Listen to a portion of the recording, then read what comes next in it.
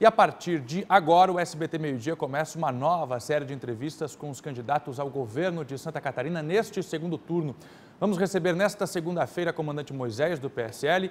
Amanhã, terça-feira, é a vez de Gelson Merizio, do PSD. E na quarta-feira, vamos entrevistar os dois candidatos a vice. Todos com o mesmo tempo, 20 minutos. E a ordem das entrevistas foi definida por sorteio com os partidos políticos. Nós já recebemos agora a comandante Moisés, a quem nós agradecemos muito pela presença. E eu quero começar a primeira pergunta, Prisco, agradecendo a sua presença já também, que vai dividir comigo a entrevista aqui. Vou me inspirar no nosso líder do jornalismo do SBT, Carlos Nascimento, ao entrevistar o líder do seu partido, Jair Bolsonaro. Ele falou: se a pesquisa Ibope não estiver errada e se não acontecer nenhuma reviravolta, o senhor está se encaminhando para ser o novo governador de Santa Catarina. Na ocasião, Nascimento usou a expressão presidente, obviamente. O que eu quero saber do senhor é o seguinte: o senhor já está se encaixando com a realidade do que está acontecendo? O senhor está preparado? Por exemplo, o plano de governo do senhor já está pronto? O senhor mesmo admitiu que ele ainda está em construção, muito embora já foi apresentado na Justiça Eleitoral. E mais do que isso, o senhor tem convicção que quem vota no comandante Moisés ou apenas em apoio a Jair Bolsonaro? O senhor está confiante que é comandante Moisés que vai ser eleito aqui em Santa Catarina? Boa tarde. Boa tarde a você, boa tarde, Prisco, e aos nossos telespectadores. Eu falo, essa posição é uma posição que tem que ter muito respeito ao eleitor nessa hora, falar em pesquisas, enfim.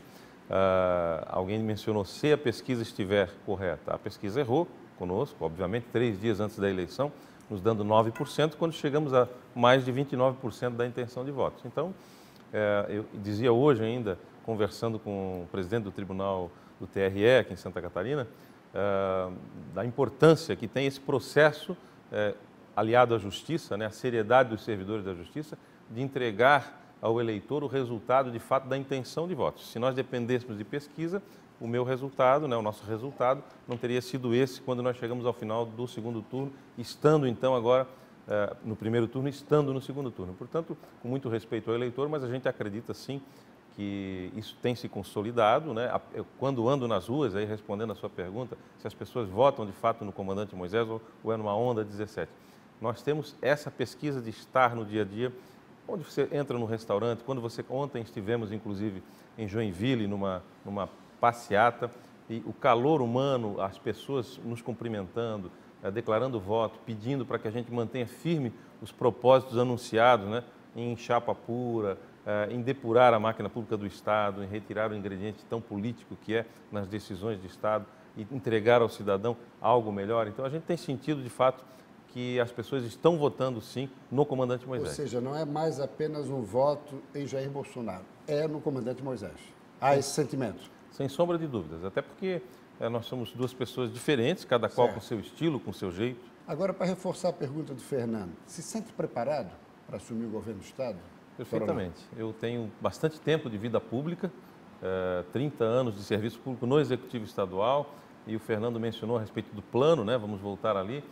Eu vejo muitos governos fazendo planos e o plano, de fato, não é... Conversávamos com servidores públicos das pastas setoriais, dizem, olha, muitas reuniões, a gente sabe o que fazer, mas infelizmente o ingrediente político não nos leva às ações. Já cansei de chegar ao final de reuniões aqui, inclusive com os dirigentes das pastas setoriais, políticos, representantes políticos, e não se sabe o que fazer, para onde vai, para onde o Estado vai. Precisava, de fato, de decisões importantes. Então, nós entendemos e a gente tem construído isso com a sociedade. Tanto que nessa reta final agora, nós fomos chamados pela Fiesc, pela Facisc, enfim, FCDR, e várias associações de municípios, inclusive, nos chamam para estar, a gente não consegue estar com todos ao mesmo tempo, para entregar ao futuro governador, aquele que eles entendem que possa ser eleito, um dos dois, as intenções de cada segmento que representa a indústria catarinense, o micro e pequeno empreendedor, representa o turismo, a cultura, a segurança. Então, a gente tem recebido esses apelos e exatamente o saber ouvir, a gente entende que essa é a principal importância de ouvir a população e entregar a ela o que a receita nós já temos, do que fazer, enxugar a máquina pública, diminuir custos, gastar e gastar bem. Mas ouvir as pessoas é muito bom. Por falar em entidades empresariais, as associações comerciais e industriais de Jaraguá do Sul e Joinville sentiram-se frustradas pela não aceitação do convite de Carlos Moisés. Na verdade, não é nem a não aceitação, é a impossibilidade física. Quando a gente chegava aqui nos bastidores, a gente dizia, olha, essa corrida, né? Você mesmo me perguntava, né? Por isso que não é fácil, né? É um momento novo na vida do candidato, é uma corrida intensa e a gente não consegue se dividir, né? Para estar presente em todos os lugares do Estado ao mesmo tempo.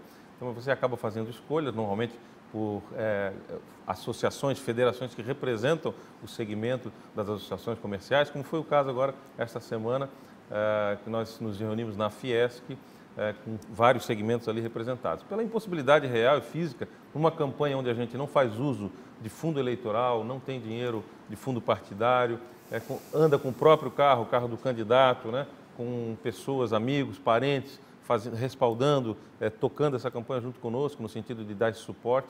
Então, a gente trabalha exatamente nos limites das nossas possibilidades. Como é que foi a conversa, só para completar, Fernando, como é que foi a conversa hoje com o presidente do TRE, na presença do seu concorrente, Gelson Merizio? Na verdade, o concorrente não compareceu. Ah, não? Não, se fez representar por um advogado. Alegou problemas de saúde, a gente vai falar daqui a pouquinho disso aqui no SBT. Mas, assim, o encontro foi excepcional, foi muito bom, foi importante ter tido esse encontro com o presidente, porque há muita fake news, de fato, né, e gera uma insegurança. A gente nota o eleitor, algumas posições do eleitor se alterando na fila da votação, com qualquer problema eletrônico que acontece. E o presidente nos mostrou ali a comparação, né, entre as falhas, por exemplo, das urnas nas eleições anteriores com essa. Isso vem reduzindo cada dia mais e não tem como isso refletir no resultado final de uma eleição desse porte, uma eleição majoritária para o estado de Santa Catarina.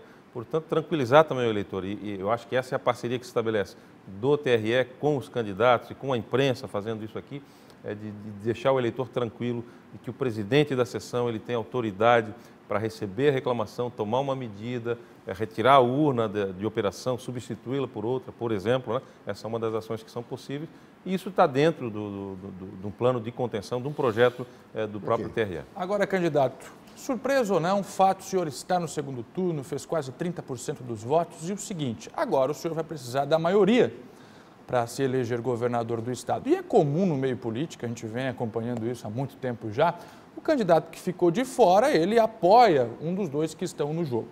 É comum no meio político. Eu quero saber do senhor, o MDB já o procurou para conversar, ou até mesmo outros partidos que estavam na coligação do MDB, porque o senhor vem recebendo apoio, inclusive, por exemplo, do governador do estado atual, que é do MDB, Eduardo Pinho Moreira. Essa conversa aconteceu já com dirigentes partidários para aproximação de outros partidos agora nessa reta final, candidato? Não, nunca conversamos com dirigentes partidários, até alguns deles devem estar nos ouvindo aqui, então fico muito tranquilo em falar isso aqui publicamente. O apoio que eu tenho recebido e tenho tomado ciência é pela rede social, pelo WhatsApp, pela imprensa, ou pelos jornais escritos, pela internet, quando alguém divulga o apoio de eventuais partidos. Porque o seu adversário tem focado muito de que o MDB está com Moisés, está por trás de Moisés e está apoiando Moisés. Então, eu penso que a gente está promovendo uma ruptura de um ciclo político, né, de trocas, de toma lá da cá. Eu acho que esse é o diferencial da nossa campanha e por um posicionamento ou outro, eu não acredito mais em unanimidade, por exemplo, de liderança partidária, de sindicato, de empresariado, dizer vou votar em A e todo mundo se submete àquele posicionamento. A gente sabe que as pessoas vão ter a liberdade de escolher e o voto é livre, né, e secreto, então as pessoas vão ter a liberdade de escolher. E todo o apoio é muito bem-vindo, a gente agradece. Não tem só do MDB, tem apoios até do PSD, do próprio candidato concorrente. Então, todo ele é bem-vindo e não necessariamente sentamos com A, B ou C para ajustar apoio.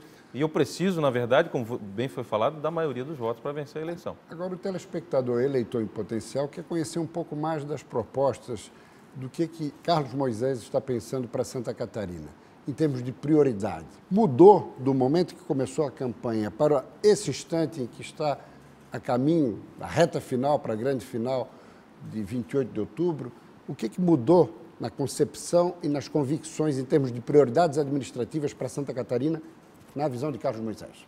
Quanto mais a gente conversa com as pessoas na possibilidade real, com todo respeito ao eleitor, eu torno a dizer aqui, né, de uma futura eleição para governo do Estado, mais a gente se aproxima dos problemas do Estado, mais ideias vêm para a gente poder modificar a realidade que o eleitor, que o brasileiro, que o catarinense vive em relação ao seu relacionamento com o Estado. Em todas as esferas, a gente acredita principalmente que o governo muitas vezes ele gasta mais do que devia e gasta mal, ou seja, gasta com o que devia gastar. E essa é uma das nossas principais bandeiras, que era no primeiro turno e continua sendo no segundo turno. A gente vê a possibilidade de rever a forma de investir, por exemplo, em todas as áreas que o Estado atua, não só na educação, na segurança, na saúde, mas se você pensar um pouquinho mais na comunicação, né? Levar o nosso Estado, o Estado gasta com comunicação, é fato. O Estado não deveria fazer propaganda do comandante Moisés, nem das suas obras. Eu acho que o Estado deveria fazer propaganda do próprio Estado, que nós somos aqui um atrativo turístico, chamar as pessoas para consumir Santa Catarina. Então, quanto mais a gente caminha, a gente entende que o Estado pode gastar menos e gastar melhor. O enxugamento da máquina continua sendo, de fato, a principal bandeira do nosso governo, se assim o eleitor entender. Por quê? Porque nessa condição de gastar mal, uma das facetas do gastar mal é gastar quando não deveria estar gastando, com quem não precisaria estar na máquina pública. Agora, candidato, para que a gente não fique aqui apenas com frases jogadas ao vento, só para a gente ter uma ideia, o orçamento do Estado ele dobrou nos últimos 8 anos, passou de 18 bi para 34 bi. Em contrapartida, só a saúde tem uma dívida que chega a R$1 bilhão, são dados do Tribunal de Contas do Estado. O que a gente consegue perceber com isso? Que o orçamento ele está já quase que todo comprometido, sobra 7% para investimentos em Santa Catarina. Então, na prática, a partir do dia 1º de janeiro, esse enxugamento quer dizer o quê? Essa dívida da saúde, segundo o governo, com dados mais atualizados, não chega mais a R$1.796.000. Ela foi reduzida. Ou milhões? Milhões de reais, perdão. Não chega a R$1 bilhão. Então, você vê que o governo pode caminhar quando ele começa, porque como que a política tem trabalhado? Quando aperta as contas públicas, vamos enxugar. A nossa ideia é economizar, mesmo que a gente não tenha nenhum sinal vermelho, para que a gente tenha capacidade de investimento. E a gente entende que com a economia a gente vai conseguir investir também em segurança pública, em saúde e educação. Um dado simples que a gente sempre menciona, o Estado investe pouco mais de R$30 milhões na manutenção das rodovias estaduais e alguns técnicos dizem que 3 vezes esse valor seria o ideal. Já tem um outro estudo do próprio governo falando em 200 milhões. Se você consegue, por exemplo, enxugar a folha de pagamento no que diz respeito a cargos comissionados, as secretarias de desenvolvimento regional, que hoje custam 350 milhões para o Estado, você já consegue resolver um dos grandes gargalos, que é pelo menos a manutenção. Não estou nem falando em aumentar a capacidade de rodovias, mas a manutenção da malha viária catarinense. Agora, Carlos Moisés tem falado muito em redução do tamanho do Estado. Ele pergunta, quantas secretarias vão ficar? As regionais já declarou que vai extinguir todas. Quantas centrais? Quais os órgãos seriam fundidos ou extintos? Casan e Celesc podem ser privatizadas? Qual a ideia? Número de cargos comissionados reduzido? Quanto? Para a gente ter uma ideia. No que diz respeito aos cargos comissionados, o nosso objetivo seria reduzi-los todos, mas a gente sabe que isso muitas vezes não é possível por conta da falta de especialidade em determinado setor para dar continuidade ao que acontece no dia a dia. Então, de 1.400 cargos comissionados, se reduziria mais de 1.000 cargos comissionados, isso já promoveria uma economia para o Estado de Santa Catarina considerável. A partir, por exemplo, nós entendemos que na fase de transição, uma vez eleito o futuro governador de Santa Catarina, esse governador ele tem a incumbência de, em fase de transição, promover alterações administrativas, ou seja, a estrutura administrativa do Estado, a reforma administrativa, ela tem que ser proposta ainda nesse governo, para que isso tramite e que em fase de transição você faça o desenho do ideal. Sem aprovação da lei que altera a reforma administrativa do Estado, você não deve nem anunciar o seu secretariado. E você depende de uma Assembleia Legislativa para aprovar as suas alterações. Então, nós estamos com planos, sim. Ou seja, até dezembro. Até dezembro. Então, eu sempre já assumiu o governo com a máquina devidamente delineada. Esse é o ideal, né? Tem o possível e o ideal. E o número de secretarias? Vamos trabalhar para isso. Pelo menos 50% da redução das secretarias. Né? Seria um ideal no nosso entendimento. Tá? Agora, há uma discussão e a gente não quer adiantar isso, porque toda vez que você, para mim, no nosso entendimento e da equipe, o grande problema não está na secretaria, está no secretário em si, está no que vem abaixo dele. Você tem diretores, você tem o jurídico, você tem... Então, não só a economia é promovida pelo número de secretarias, mas principalmente pelos cargos em duplicidade que cada secretaria gera. Se você conseguir conciliar esses fatores estabelecer, por exemplo, a parte jurídica concentrada em determinada pasta e não repetir isso necessariamente em todas as facetas do Estado, em todas as secretarias setoriais, você faz um enxugamento da máquina e isso é resultado de um estudo que nós estamos apresentando para que o governo aprove para o futuro governador. Casem e Celesc, privatização? Você mencionou da privatização. Não passa na nossa mente priorizar privatização de empresas públicas. A gente entende que são ativos importantes. Houve aí fake news, houve sindicatos também muito ligados à esquerda, dizendo fora comandante Moisés, já vi jornais circulando aí, contra a Celesc Pública, por exemplo. Nunca nos manifestamos contra a Celesc Pública. A gente entende que a Celesc ela tem bons resultados, mas ela pode caminhar para uma gestão menos política e apresentar um resultado melhor ainda, e que dê um resultado positivo ao Estado de Santa Catarina. Isso que a gente entende. O Estado já afiançou dívidas da Celesc no passado recente. Então, a gente entende que uma empresa pública do viés do perfil da Celesc tem que sempre apresentar resultado positivo para o Estado de Santa Catarina. Falar um pouquinho de agricultura para a gente não ficar sempre nas mesmas perguntas, nos mesmos questionamentos. O Santa Catarina está entre os 5 estados do Brasil que produz mais tipos de alimentos, são 11 tipos de alimentos que o estado de Santa Catarina se destaca. Em 2015 ficou na 9ª posição do ranking agrícola, muito embora receba míseros 2,67% de investimentos do estado no que diz respeito ao orçamento total de arrecadação. Não é muito pouco, governador? É pouco para uma área que participa com quase 30% do PIB catarinense, se não me falha a memória, 29% do PIB. Então, era um dado até pouco tempo 25%, que eu recebi no Oeste, hoje eu já tenho um dado mais atualizado, que é 29%. É uma área que tem que ser assistida pelo Estado. Hoje nós temos problema não só na infraestrutura para produzir, mas também na armazenagem dos grãos que são produzidos em Santa Catarina, que muitas vezes tem que sair do território catarinense, ser armazenado fora do Estado, até em outros países, para depois retornar ao Estado. Isso é um problema de logística que aumenta o custo do produtor em cerca de 14%. É muito, contra 0,08% em outros países mais desenvolvidos. Então, nós temos dados assim que mostram que o Estado precisa investir, porque esse não é um investimento que o Estado perde. Isso vai retornar em valores, em tributos, depois para o Estado, na movimentação. E também aliar toda essa atividade à tecnologia. Acho que é extremamente importante. Nós entendemos que daqui para frente o governo que não se preocupar em tecnologia, não tiver um viés técnico, tanto para a gestão da governabilidade do próprio governo, quanto para aplicar tecnologia ao campo e às diversas atividades, ele não vai acompanhar, não vai atender às demandas sociais e nós vamos perder com investimentos, perder com retorno em tributos e perder com o próprio desenvolvimento, geração de emprego e renda. Bom, pegando carona no fato novo que Carlos Moisés revela aqui no SBT, que seria uma reforma administrativa a ser enviada à Assembleia ainda esse ano, no atual governo, dentro de um processo de transição, uma vez confirmada a sua eleição, eu lhe perguntaria a questão do duodécimo dos poderes, Ministério Público, Assembleia, Ministério Público, Assembleia, Tribunal de Justiça. Tribunal de Contas. Isso, Tribunal de Contas. O DESC que recebe. Isso. A ideia seria conversar Pública com os chefes de poderes para tentar um encaminhamento objetivo para enxugar esse duodécimo, sobrando assim mais recursos para investimentos pelo Executivo. Já sobra em algumas áreas, né, para alguns setores, já sobra esse dinheiro que inclusive é devolvido. Sim, mas é devolvido. É devolvido. Não precisa ser devolvido, de repente não vai, né? Exato. E também não pode gerar aquela sensação de sobrou dinheiro, vamos gastar, né? Todos esses órgãos que trabalham normalmente com o duodécimo, a maioria deles, pelo menos, foram citados aqui, trabalham com a capacidade de policiar o próprio Estado nos gastos, que é o caso do Tribunal de Contas, da Assembleia Legislativa, a própria Justiça também, que ao final também se posiciona em muitos casos. Então, todos eles têm um interesse na economia para o poder público, em fazer uma boa gestão com transparência. E todos os órgãos que utilizam o duodécimo, o maior percentual deles é para pagamento de salário, pela característica do órgão, que não é um órgão de execução, como é o caso do Executivo Estadual, que faz obras, que faz isso, não é o viés do órgão. Então, se é salário, é absolutamente previsível o orçamento.